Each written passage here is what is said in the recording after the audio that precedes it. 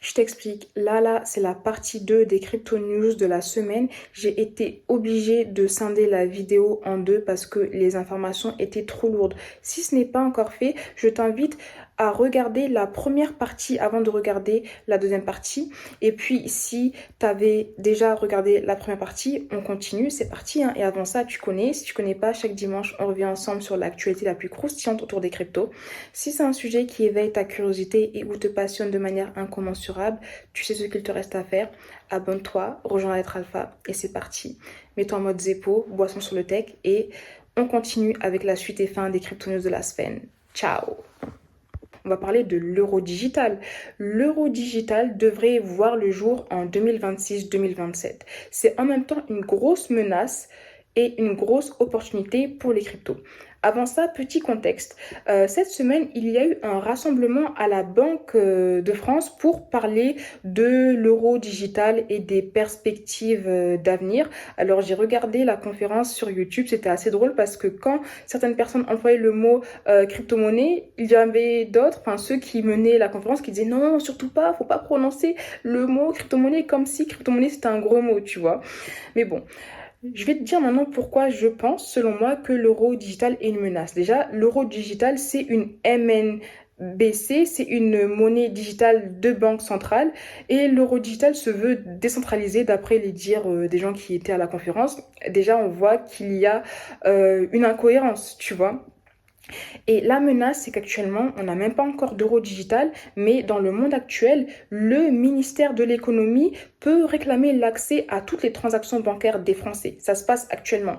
Et quand il y aura quand il y aura un euro digital, ce sera pire parce qu'ils auront accès en temps réel à toutes les transactions et ils auront aussi accès à nos wallets. Ça veut dire que du jour au lendemain, ils pourront décider de bloquer nos wallets si l'état de notre compte ou notre activité économique ne les convient pas. Et ça, tu vois, c'est une grosse menace. Mais si je te dis que c'est une opportunité, c'est parce que nous, tu vois, actuellement, les personnes qui connaissent les cryptos et qui les utilisent, on est un microcosme, tu vois, on représente une toute petite partie de la population. Mais si l'euro digital est adopté massivement, il y a des gens qui vont se rendre compte des travers et de l'arnaque de l'euro digital et ils vont potentiellement s'intéresser aux cryptos et comprendre que les cryptos sont essentiels et que les cryptos sont la voie ultime vers la liberté. C'est pour ça que moi je me dis que c'est une bonne nouvelle finalement qu'ils veulent l'euro digital. Et la seule chose sur laquelle j'ai beaucoup de questionnements, c'est que bien sûr ils vont vouloir interdire les crypto-monnaies, tu vois, parce que je pense que les gens de la BCE, tout ça, ils savent très bien que les crypto-monnaies sont des monnaies et qu'elles apportent une liberté à toutes les personnes qui les utilisent. Mais eux, ils veulent pas qu'on soit libre justement, tu vois. Eux, ils veulent garder une forme de contrôle sur nos dépenses. Et c'est pour ça qu'ils ne veulent pas parler en bien des crypto-monnaies, tu vois. Mais nous, on a un esprit éclairé, on sait. Et malheureusement, ce qu'on ne peut pas apprendre par la sagesse, on l'apprendra par la violence. C'est-à-dire que les gens qui sont réticents aux cryptos, ils vont apprendre la valeur des cryptos quand la banque centrale va leur mettre des gros stops sur les opérations quotidiennes qu'ils veulent faire. Malheureusement, c'est la guerre, tu vois, mais il faut savoir faire la guerre pour avoir la paix. C'est triste à dire, tu vois, mais on voit que la BCE, le gouvernement, les médias ne sont pas en train de coopérer avec nous, donc on se bat nous-mêmes pour notre liberté, tu vois. Parlons maintenant, continuons à parler du stablecoin euro. Alors comme ça veut créer un euro digital et ça appelle Amazon, un géant américain pour le faire et après ça assume plus. C'est pas une blague, c'est réel, c'est ce qui est en train de se passer. Il y a plusieurs semaines, la BCE avait annoncé les entreprises impliquées dans la création de l'euro digital et parmi elles, il y avait Amazon. Amazon, pour petit rappel, avait reçu une amende de 746 millions de dollars pour avoir enfreint les règles de la RGPD dans l'Union européenne. Comme si les gens ne le savaient pas avant d'avoir convié Amazon pour le faire, mais bon, ça c'est un autre sujet.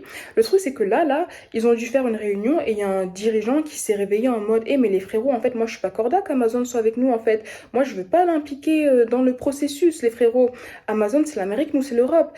Et donc c'est pour ça qu'il y a plusieurs décideurs politiques qui ont exprimé leur inquiétude et mécontentement quant au choix d'Amazon d'avoir été conviés dans le développement de l'euro digital. Et ils ont notamment mis en lumière les antécédents d'Amazon que je t'ai énoncés juste avant. Je sais qu'avant, ils avaient dit aussi qu'ils voulaient qu'Amazon soit présent parce qu'il avait quand même une forte expertise et qui pourrait les aider à tester leur monnaie digitale, tu vois, grâce à leur service. Mais bon, là, il y a des gens qui ont changé d'avis. Heureusement, dans l'équipe, il y a un Kemé, un gars sûr, un haut dirigeant de la BCE qui attendait d'apaiser les inquiétudes en disant vous inquiétez pas les refs, Amazon pourrait ne pas être impliqué dans les prochaines phases potentielles du projet. Là aussi, on comprend pas trop, tu vois, retournement de veste, veste réversible. Autant mettre la veste à l'envers directement, tu vois, ça me fait penser à la citation, je sais que tu vas la retourner, donc je t'ai mis ta veste à l'envers, c'est un peu ce qui doit se passer, tu vois, mais bon. Passons à autre chose, parlons d'Arbitrum. Arbitrum, c'est une blockchain de Layer 2 qui pourrait potentiellement avoir un airdrop sur un nouveau token qu'elle va lancer. Et il y avait déjà une blockchain de Layer 2 Optimism qui avait fait un airdrop. L'airdrop d'Optimism, c'était à peu près 50 000 dollars à son apogée. Et la même pourrait arriver sur la crypto qu'Arbitrum va sortir. Donc je voulais te partager quelques informations sur l'activité d'Arbitrum parce que tu vois, moi j'aime bien analyser les chiffres en fait, tu vois, pour savoir si adoption il y a et si potentiel il y a. Donc Nansen nous dit qu'actuellement il y a à peu près un volume de transactions qui s'élève de 40 000 à 100 000 dollars en volume de transactions quotidiennes. Et quand on compare les transactions quotidiennes d'Arbitrum avec celles d'Ethereum, on voit qu'il y a une période où les transactions sur Ethereum étaient en baisse, ont chuté, tandis que les transactions sur Arbitrum avaient augmenté pendant la même période. Est-ce que ça pourrait vouloir dire qu'Arbitrum a un potentiel? Je ne sais pas. En tout cas, un autre point intéressant, c'est que quand on analyse la smart money et les wallets qui interagissent avec Arbitrum, on voit qu'il y a une grande partie des wallets qui sont qualifiés d'airdrop wallet. Bon, je t'invite à creuser sur Nansen pour savoir ce qu'ils veulent dire par airdrop wallet, mais ça veut potentiellement dire qu'il y a des gens qui attendent le airdrop d'Arbitrum fort, tu vois, parce qu'ils se sont bien gavés, ils ont bien mangé avec l'airdrop d'Optimism à 50 000, et là, ils veulent refaire la même. En tout cas, si tu veux essayer d'être éligible à l'airdrop, je te partagerai tous les liens et toutes les ressources dans la lettre alpha, donc n'hésite pas. Non, ouais, abonne-toi à la lettre alpha, le lien est en description. On a parlé d'optimisme, on va y rester.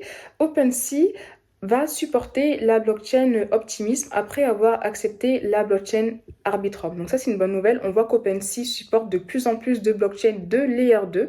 Autre bonne nouvelle concernant OpenSea, c'est qu'OpenSea s'associe à Warner Music Group, qui est un label de musique pour permettre aux artistes de proposer leur propre drop NFT. Et ça, c'est intéressant parce qu'on a déjà vu plusieurs cas où des artistes avaient lancé un drop NFT avec des NFT qui apportaient plusieurs avantages exclusifs à leurs détenteurs. Par exemple, ça pouvait être le fait de partager les royalties ou d'avoir accès à des concerts exclusifs, des sons en avant-première. Donc, c'est très intéressant pour la démocratisation des NFT et l'inscription des NFT dans une pratique normale pour qu'un artiste puisse renforcer le lien qu'il a avec ses fans.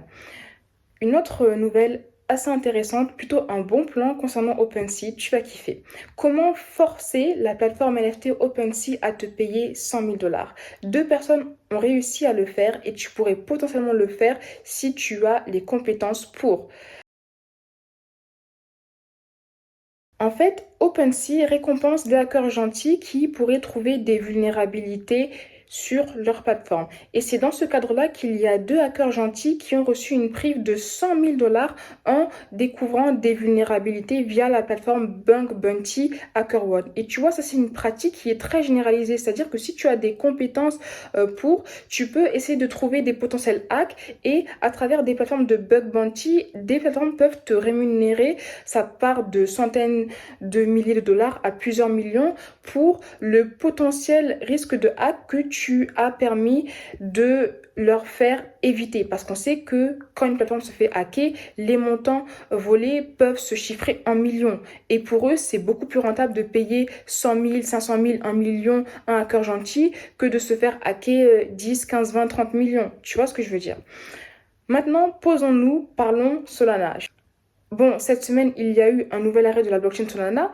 Avant, tu vois, j'étais en mode, mais vas-y, mais qui veut utiliser une blockchain qui bug tout le temps? Mais le truc, c'est qu'il y a de l'utilisation. On aura beau dire tout ce qu'on veut, on aura beau critiquer les bugs sur Solana, la communauté est présente, l'écosystème est présent et il y a de l'activité sur la blockchain et ça c'est impressionnant tu vois et maintenant je me dis que si malgré tous les bugs tous les arrêts que Solana connaît elle a une forte attractivité une forte activité ça veut dire que quand elle réussira à corriger tous ces bugs là elle va aller to the moon tu vois c'est juste une réflexion que je te partage actuellement j'ai pas de sol mais une autre statistique intéressante c'est que quand on prend le volume de transactions reliées aux NFT, les NFT en lien avec Solana sont passés de 7% à 24% au cours des 6 dernières semaines. Donc on voit que l'écosystème NFT Solana est bien présent, tu vois. Et c'est assez intéressant. N'hésite pas à me dire ce que tu en penses. Maintenant, on sait qu'actuellement, le marché des NFT, il est au plus bas. Mais malgré ça, il y a quand même des exploits qui se passent.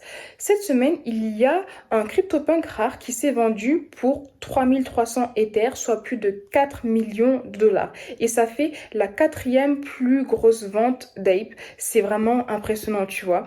Et restons dans les NFT. Une autre nouvelle très positive qui montre que les NFT sont vraiment en train de s'inscrire dans les nouvelles habitudes des consommateurs, tu vois, c'est qu'il y a la maison de vente aux enchères de luxe Christie's qui va lancer sa plateforme NFT Art et ça devient la première maison de vente aux enchères à créer une plateforme de ce type sur la blockchain et c'est une plateforme qui est basée sur la blockchain Ethereum.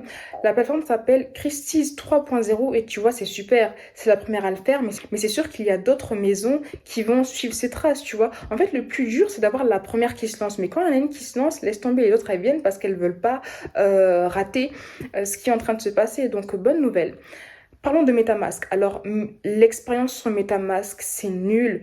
Tout le monde critique MetaMask. Malgré ça, c'est le plus grand portefeuille du monde. Mais MetaMask a de grosses menaces parce qu'il y a la concurrence qui est en train de build fort. Et c'est pour ça que eux, ils ont entendu et que là, ils ont décidé de lancer une mise à jour pour améliorer l'expérience utilisateur.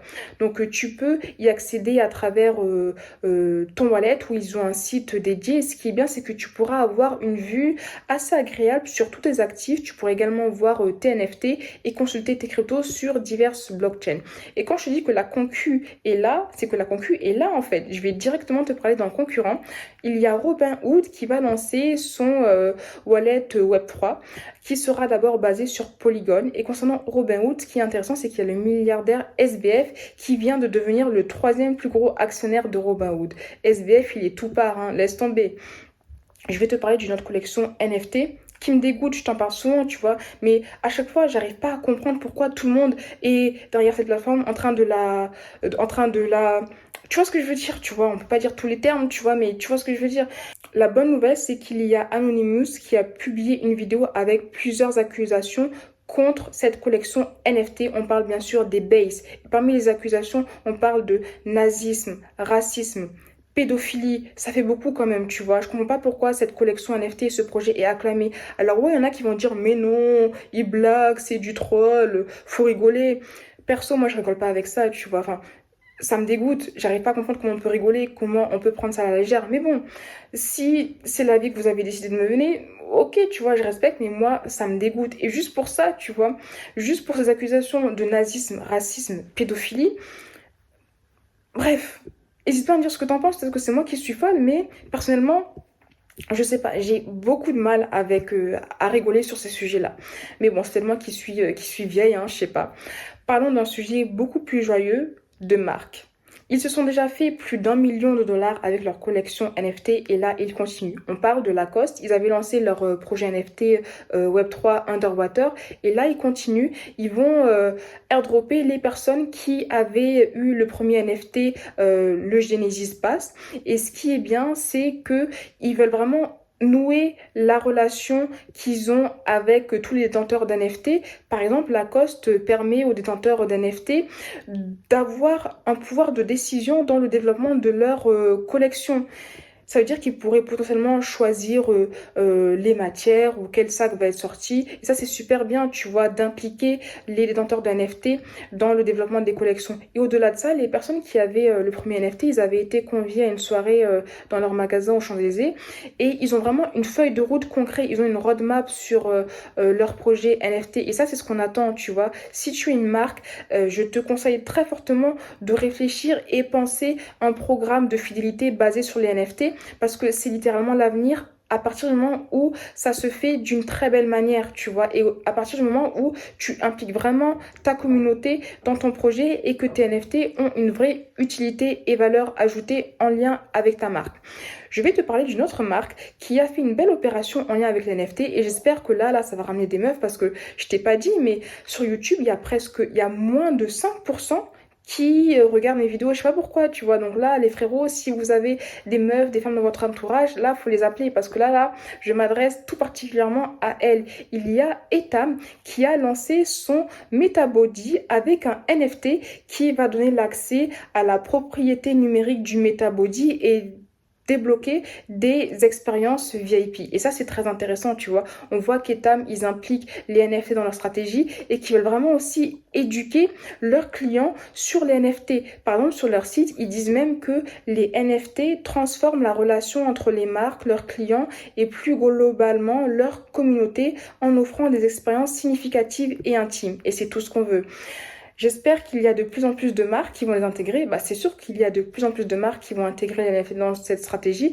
Et le tout, tu vois, n'est pas d'intégrer les NFT, mais de bien le faire. Et je pense que là, on a deux exemples qui sont quand même très intéressants. Parlons maintenant du métaverse et de Dubaï. Dubaï, ce sont des précurseurs. Ils ont déjà dit qu'ils voulaient être les numéros uno sur le métaverse. Et là, le ministère de l'économie des Émirats arabes unis poursuit sa lancée, poursuit son développement et a annoncé une troisième adresse dans le métaverse. Très bullish. Et je suis sûre que les autres pays vont venir, mais trop tard. Donc, j'aime beaucoup l'esprit visionnaire, entrepreneurial et audacieux des Émirats arabes unis. N'hésite pas à me dire ce que tu en penses. Et là, cette nouvelle, je suis trop contente en fait. Parce que là, je vais te parler d'une personne qui avant était en mode ouais, arrête de me parler des NFT. Là, je veux pas les faire. Je préfère les expériences dans la vie réelle. Et là, en secret, parce qu'il a encore rien déclaré, il a enregistré plusieurs marques en lien avec les NFT et le métaverse. Je ne sais pas si tu as deviné de qui il s'agit, mais il s'agit du potentiel futur président des États-Unis, Kanye West. En tout cas, moi, j'attends ça de très très près. Je kiffe Kanye West, donc on va voir ce qu'il va nous présenter. Je suis sûre qu'il va nous proposer du très très lourd. On va terminer en parlant de plusieurs levées de fonds qui se sont déroulées cette semaine pour te montrer que malgré le bear market et la situation économique catastrophique, les fonds, les millions affluent dans le Web3. Donc je t'invite vraiment à dire ces projets. Là, on va vraiment les passer en revue très vite. Mais parmi les entreprises qui ont levé des fonds, il y a Strike qui a levé 80 millions de dollars. La plateforme Uniswap qui pourrait lever 100 millions de dollars. Juno. On ne parle pas de Juno relié à Cosmos, hein, mais le projet Juno qui lève 18 millions de dollars. Le DEX Krypton qui lève 7 millions de dollars. Coral qui lève 20 millions de dollars. Et parmi les personnes qui font partie de la levée, il y a FTX et Jump. Il y a également un ancien de Revolut qui lève 3,5 millions de dollars pour créer une application crypto. Tout ça se passe en bear market. Tout ça se passe quand les médias sont en train de s'acharner sur le Bitcoin en disant que c'est une menace pour l'environnement. Tout ça se passe quand la BCE est en train de descendre les crypto-monnaies et de l'autre côté, elle veut créer sa monnaie digitale. Est-ce qu'on voit la même chose? Je pense qu'on voit la même chose. Tu vois ce que je veux dire? Donc, si c'est pas encore fait, que tu es encore là, abonne-toi à la chaîne, mets un petit pouce j'aime pour donner de la support. J'attends tes retours en commentaire. On se retrouve dans la lettre alpha parce que dans la lettre alpha, je te partage l'actu crypto et des bons plans, notamment les airdrops. Et puis, sinon, je te dis à très, très, très, très vite pour une prochaine vidéo.